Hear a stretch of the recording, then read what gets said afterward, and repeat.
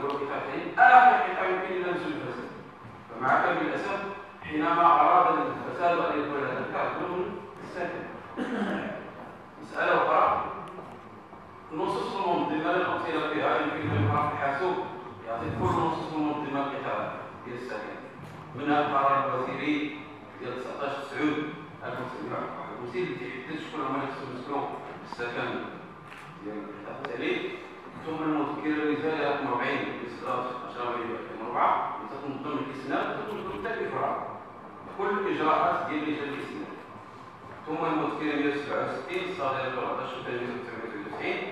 اللي فيها لجنة مركزية مكلفة معالجة التشويه السكني. ربما هذه المذكرة مع المرسومين الأخيرين هما اللي يفتحوا الشهية للفساد والمتلاعبين بأنهم يحكموا السكنيات. هذه النصوص اللي هي جات باش تشرع عملية تفويت المستفيدين قد على الخط المحتل والفاسد باش يعاود هذا النص ينقلب لواحد الاستفادة اللي هي غير شرعية في الجانب ديال السكن. بالنسبة للملاحظة المنهجية أعطي الإحصاءات مجمل السكنيات اللي كاينة فيها الأقاليم الستة ديالها، ولكن في الإحصاء الشمولي، ولكن غنعطيو مراكش علاش مراكش تحتل المكانة الأولى في النقاش ديالنا بالجانب السكني. كاين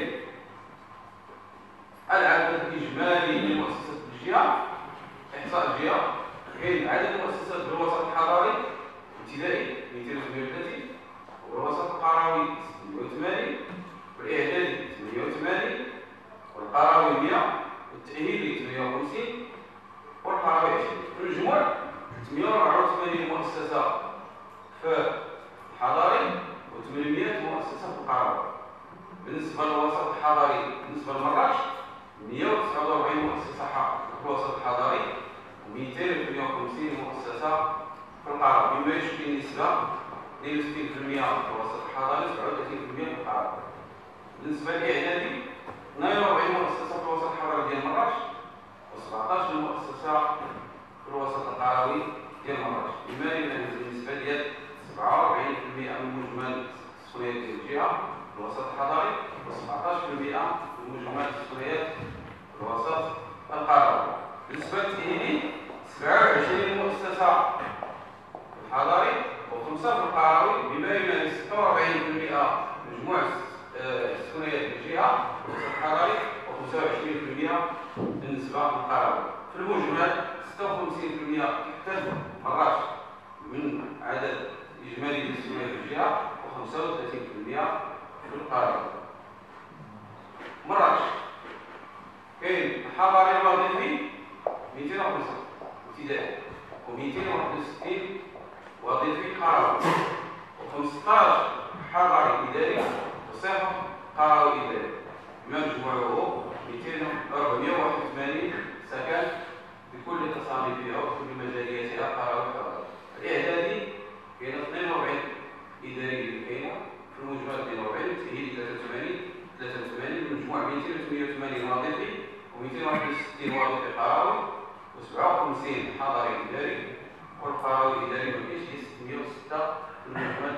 الامتدادات اسمحوا لي أن أقول لكم أنه المشرع حينما وضع الإسناد في إطار التحفيز والاستقرار والأثار الإيجابي ديال الاستقرار ديال المسكن في المباشرة ديال المهام ديال القرب ديال المؤسسة، اختلط عليه الأمر في تجميع المعلومات بين الإشكال ديال المنهجي ديال السكن وبين المعطيات الحقيقية اللي كاينة على أرض الواقع.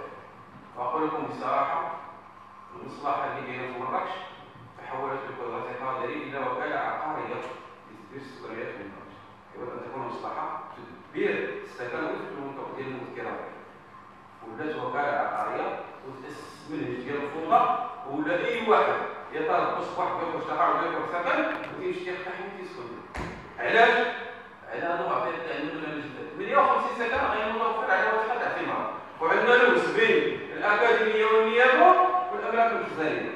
كما تعلمون الأملاك المخزنية هي اللي عندها استراتيجية ديال تدبير هذه القطاع الشراكة مع وزارة التربية الوطنية بين هذه المثلث ديال النيابة والأكاديمية والأملاك المخزنية، كل مسلك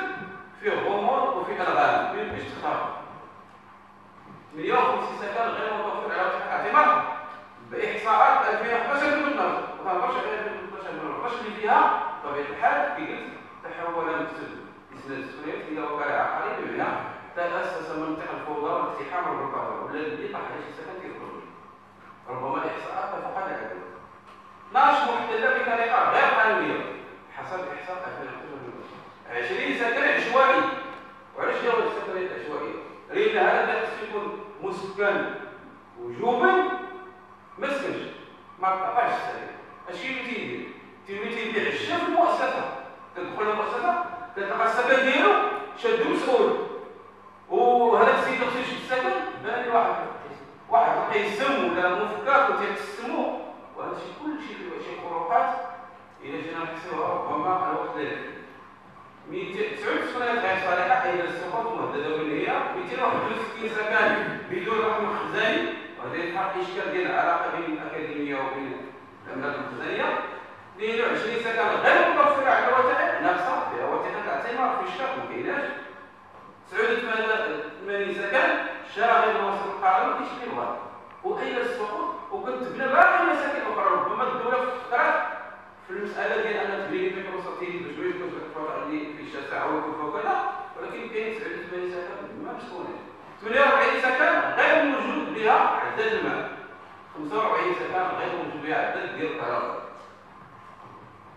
كاينه 45 عرف فيها 45 سكن 27 وحده اللي في السكنات 40 استغلال الماء والكهرباء مجانا بدون لا ترخيص ولا خلاص تيجي بلومبي وتيجي وتيربط السكن عنده. والكارثه في الامر وهذا اللي تفاجئنا به ان كاين واحد الساكن وهي تخبر بان جاره خرج تيسد الماء بحال وتيدخل تيضم سكن اخر للسكن